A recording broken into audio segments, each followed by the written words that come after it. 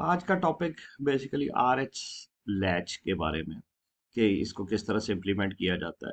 इससे पहले हमने बेसिक लैचेस को डिस्कस किया था जिसमें हमने नैंड गेट से लैचेस बनाई थी और नॉर गेट से लैचेस बनाई थी, राइट। और फिर उनका हमने फंक्शनल टेबल भी लिखा था। आर एस लैच को अगर हम ये नैंड बेसिक नैंड गेट की लैच से इम्प्लीमेंट कर रहे हैं, सो फर्स्ट ऑफ ऑल जैसे हमने वहां पे मेंशन किया था कि जो ये बेसिक लैच है, this one is a basic latch.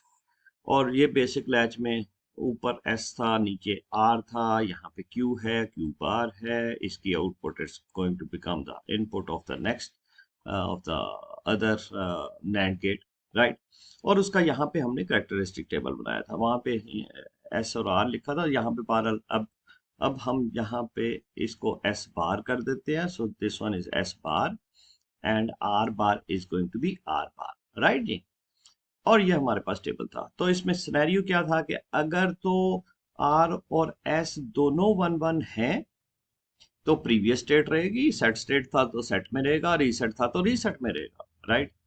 जब आर को वन कर दिया और एस को जीरो किया, जिसको जीरो किया वही वाला सिनेरियो इंप्लीमेंट होगा। तो एस को जीरो किया तो ये सेट स्टेट में चल जाएगा, आर को जीरो किया तो ये रीसेट स्टेट में। Normally both must be in the one one state, तो वो प्रीवियस स्टेट है। जीरो जीरो होगा तो ऑब्वियसली ये अनडिफाइंड स्टेट था। ये तो पहले हमने बेसिक लैच में हमने डिस्कस किया था। अब हम बात करते हैं क्योंकि कि ये आर एस लैच किस तरह से इम्प्लीमेंट की जाती है। तो बड़ा सिंपल सा है क्योंकि ये जो इनपुट्स थी, जो जिनको अभी हमने एस बार और आर बार कहा है, ये डिराइव हो रही है पीछे नैंड गेट से। सो अगर हम देखें तो ये पूरी की पूरी लैच हम चार नैंड गेट से, चार टू इनपुट्स के नैंड गेट से इंप्लीमेंट कर रहे हैं, राइट।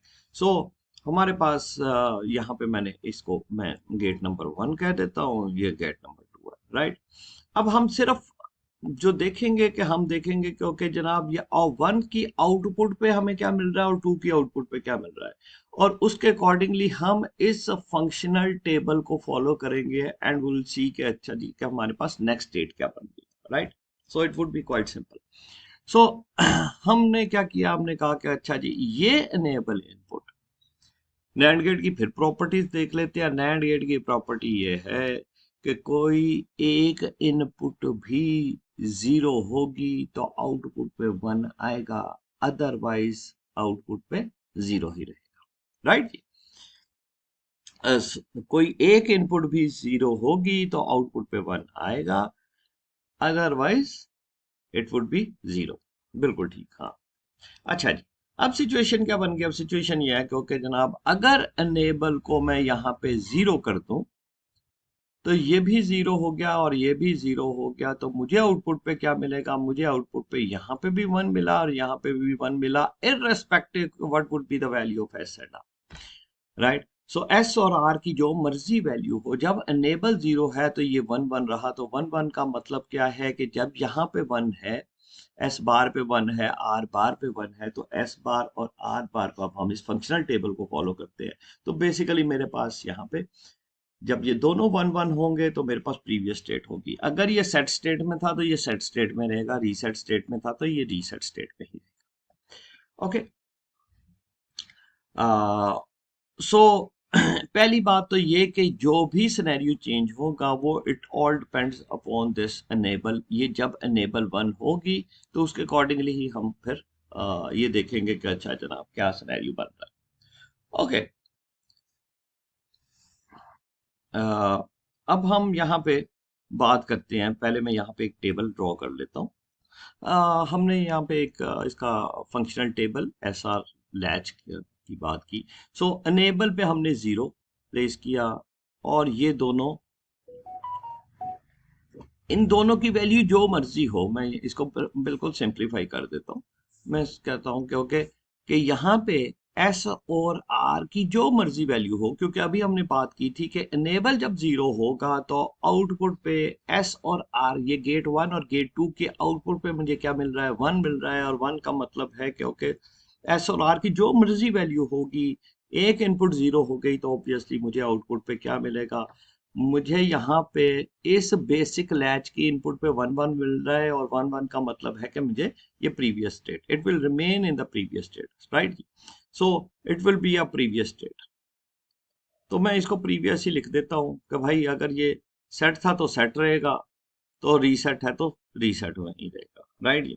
बल्कि इसको मैं थोड़ा सा आपकी आसानी के लिए यहाँ पे प्रीवियस स्टेट, ओके ओके। सो अब हम बात करते हैं, क्योंकि जब इनेबल 1 हुआ और अब हम ये चार स्टेट्स देखना चाहेंगे, एस और आर दोनों 0 0 है, ये 1 है, ये 0 है, और आर 1 है, ये 1 ही रहा, 1 और 0 हो गया, ये 1 ही रहा और ये 1 1 हो गया। सो ये चार स्टेट्स हम देखते हैं। सो पहली बात, क्योंकि अगर ये 0 0 है, एस और आर 0 0 है, और अब हमने बात की क्योंकि अब अनेबल की वैल्यू 1 हो चुकी है, right. So now enable is equal to 1, S की वैल्यू 0, आर की वैल्यू 0, क्या हो गया, नैंड गेट की वही प्रॉपर्टी है, एक इनपुट भी 0 होगी, आउटपुट पे 1 आएगा। सो यहाँ पे भी मुझे आउटपुट पे 1 मिलेगा, यहाँ पे भी मुझे आउटपुट पे 1 मिलेगा, राइट। सो व्हाट हैपेंस, क्या जी कि मेरे पास यहाँ पे अगेन मेरे पास क्या आएगा, मेरे पास ये प्रीवियस स्टेट ही आएगी, ठीक। तो अगर मैं कहूं कि ओके जनाब के ये पहले से सेट स्टेट में था तो इट वुड बी अ 1 0 मिलेगा, अगर रीसेट स्टेट में था तो क्यू की वैल्यू 0 थी और ये 1 थी, तो ये वैसे ही वही कुछ मिलेगा। यहाँ पे मुझे क्यू की वैल्यू एग्जैक्टली वही मिलेगी जो कि इससे पहले क्यू की वैल्यू थी, राइट। सेम सिचुएशन जो कि यहाँ पे भी थी, अगर ये 0 थी और ये क्यू बार 1 था तो वो वैसे ही मिलेगा, अगर वो 1 और 0 था मीन्स के सेट स्टेट में था तो भी वही मुझे प्रीवियस स्टेट ही मिलेगा, ओके। अब हमने बात की कि एस की वैल्यू तो 0 ही है, लेकिन आर की वैल्यू चेंज होके 1 हो गई। सो हमने क्या किया, हमने कहा क्योंकि आर की वैल्यू को हमने यहाँ पे 1 कर दिया। तो पहली बात तो ये कि इस 0 की वजह से मुझे गेट 1 के आउटपुट पे तो 1 ही मिलेगा, keeping this thing in mind कि अच्छा जी के एनेबल की वैल्यू 1 है।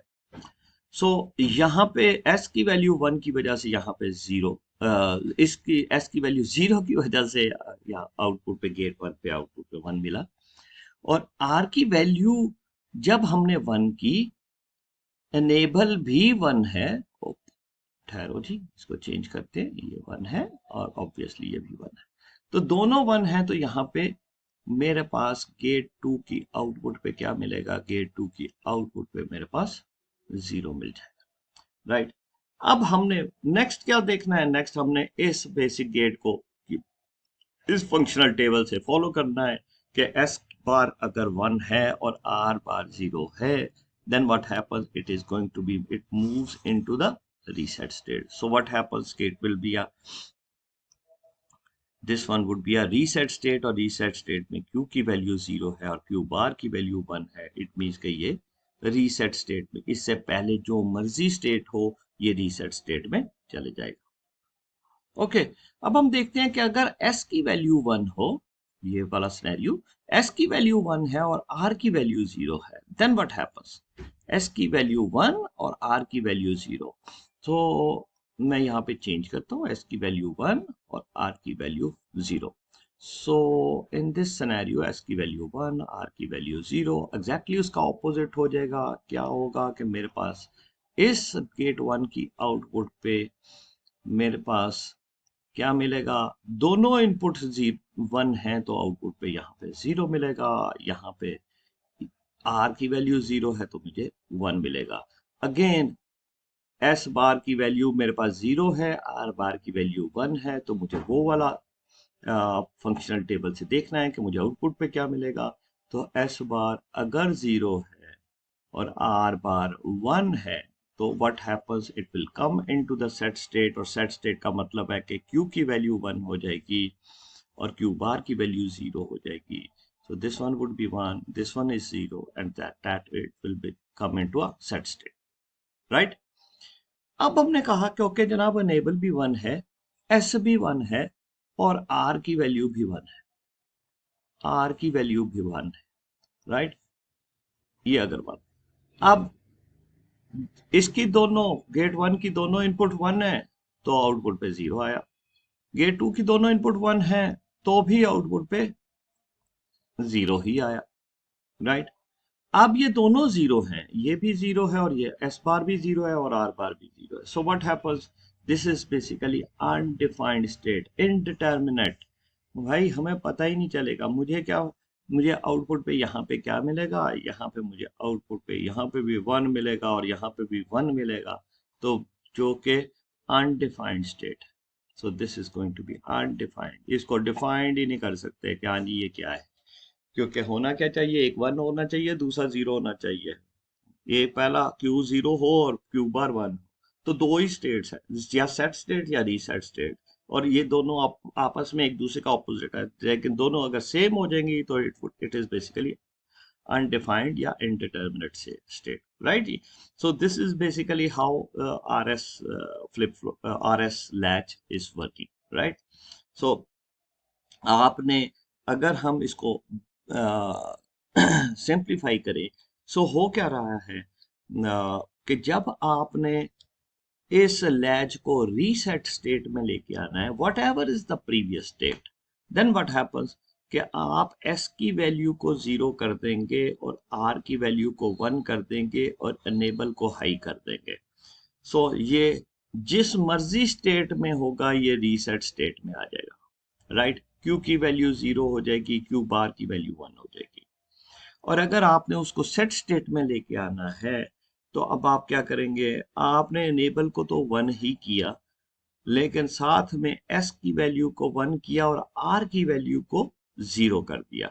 सो अब आपने एस की वैल्यू को जैसे ही वन किया, आर की वैल्यू को जीरो किया, तो ये क्या होगा, ये प्रीवियसली जिस मर्जी स्टेट में हो it will come into the set state. So this is how basically R S latch is working, right जी। सो और इससे पहले अगर आप आर और एस दोनों को जीरो जीरो रखते हैं तो भी प्रीवियस स्टेट है, लेकिन यहाँ पे क्या किया जाता है, यहाँ पे बेसिकली ये इनेबल को आप सिंपल जीरो रख दें, सिंपल इनेबल को जीरो रख देंगे तो इट मीन्स कि it will remain in the previous state. अब हम थोड़ी सी बात कर लेते हैं, इसका एक टाइमिंग डायग्राम इसकी बनाते हैं and will see it would be more clear, right. Okay, so ये timing diagram R S latch की बेसिकली, इसमें हमने डिफरेंट टाइमिंग रख दिए हैं, T1, T2, T3, T4, T5, T6, right. हमें पता है कि अनेबल के इनपुट अगर जीरो होगी तो आउटपुट पे हमारे पास प्रीवियस स्टेट कंटिन्यू रहेगी। इनिशियली हमने कहा कि क्यू की वैल्यू वन है और क्यू बार की वैल्यू जीरो है, यहां से हमने स्टार्ट किया, अब इस साइड पे हमारे पास टाइम चल रहा है, राइट। सो व्हाट हैपेंस, क्योंकि जब टी वन स्टेट पे हमने देखा कि एनेबल तो वन है, अब आर और एस की वैल्यूज के अकॉर्डिंगली ही आउटपुट चेंज होगी। हमें पता है कि आर की वैल्यू जब वन होगी और एस की वैल्यू जीरो होगी और एनेबल वन है तो हमारे पास ये रीसेट स्टेट में। So this is the time, क्योंकि T one is the time कि हाँ जी जहाँ पे आपके पास आके ये रीसेट स्टेट में मूव कर गया। ओके, सो टी टू पे हमने देखा कि अनेबल उसी तरह से ही वन है, लेकिन साथ ही सेट की एस की वैल्यूज वन हो गई, आर की जीरो हो गई, so it comes into the set state, और सेट स्टेट में क्यू की वैल्यू वन हो गई, क्यू बार जीरो। और उसके बाद अगर हम देखें तो बेसिकली टी वन और टी टू दोनों जीरो जीरो हो गए, जिस इस जीरो की वजह से अल्टीमेटली क्यू जो है वो प्रीवियस स्टेट में ही रहेगा।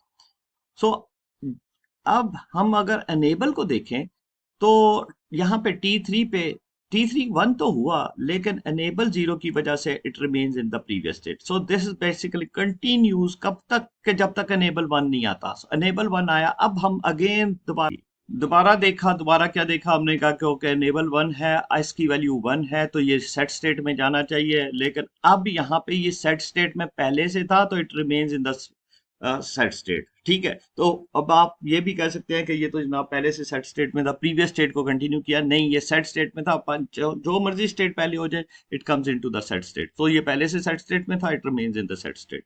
अगेन T5 पे हमने देखा क्योंकि अब अनेबल वन है और ये रीसेट स्टेट में चले गया, सो क्यू की value one, Q bar zero. T6 पे जाके हमने एस की वैल्यू वन हुई तो उसकी वजह से ये सेट स्टेट में चले गया, and this is the time क्योंकि जहाँ पे हमने ये प्रीवियस स्टेट को कंटिन्यू करेगा। राइट जी, थैंक यू वेरी मच।